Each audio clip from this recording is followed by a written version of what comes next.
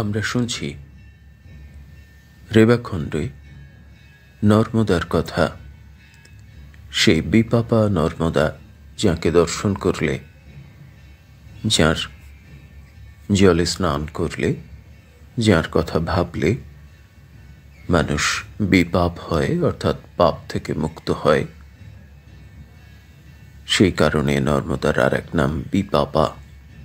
সেই বিপাপা নর্মদার কথা শুনছি দীর্ঘদিন ধরে। মার্কণ্ডেয় ঋষি যুধিষ্ঠিরকে নর্মদা মাহাত্ম্য বলছেন, আর সেইগুলোই লিখিত আকারে রয়েছে স্কন্দপুরাণের রেবাখণ্ডে। আমরা আজকে শুনব গৌতমেশ্বর তীর্থের কথা। এটি রেবাখণ্ডের ৭৪ অধ্যায়ে রয়েছে। যতটা সম্ভব সহজ করে পুরাণের কথাগুলো বলা, কারণ এখানে শব্দ ব্যবহার খুব কঠিন। যতটা সহজ করে বলা যায় চেষ্টা করছি তার কথা বলার। শুরু হচ্ছে ৭৪ অধ্যায়।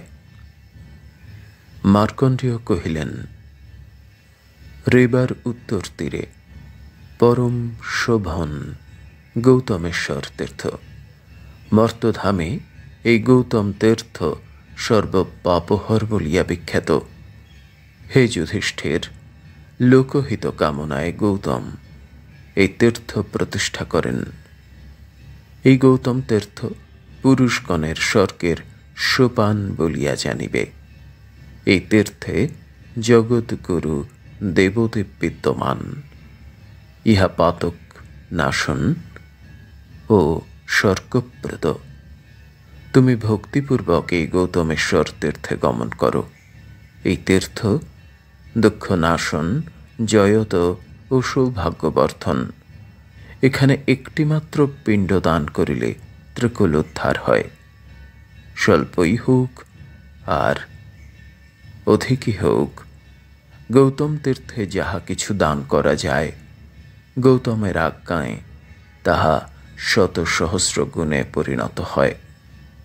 স্বয়ং রুদ্র কহিয়াছেন, এই তীর্থ অখিল তীর্থের শ্রেষ্ঠ।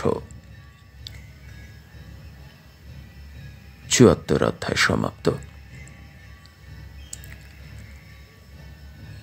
নর্মদেহার এখানে আমরা শুনে নিলাম রেবার উত্তর তটে রয়েছে গৌতমেশ্বর তীর্থ। গৌতমেশ্বর নাম থেকেই বোঝা যাচ্ছে যে গৌতম মুনির প্রতিষ্ঠিত তীর্থ, তপস্থলী। এরকম অসংখ্য মুনি ঋষিদের তপস্থলী রয়েছে নর্মদার উভয় তীরে। তো সেইখানে দেবদেব মহাদেব বিদ্যমান এই গৌতমেশ্বর তীর্থে। এবং এই গৌতমেশ্বর তীর্থের মাহাত্ম্য বলতে গিয়ে তিনি বলেছেন যে এখানে পিণ্ডদান, অর্থাৎ পিতৃপুরুষের উদ্দেশ্যে একটিমাত্র পিণ্ডদান করলেই তার ত্রিকুল উদ্ধার হয়ে যায়, এবং যা কিছু করা যায় তা শত সহস্র গুণে পরিণত হয়। এবং এই তীর্থ অত্যন্ত শ্রেষ্ঠ। এইভাবে গৌতমেশ্বর তীর্থের মহিমা কীর্তন করা হয়েছে।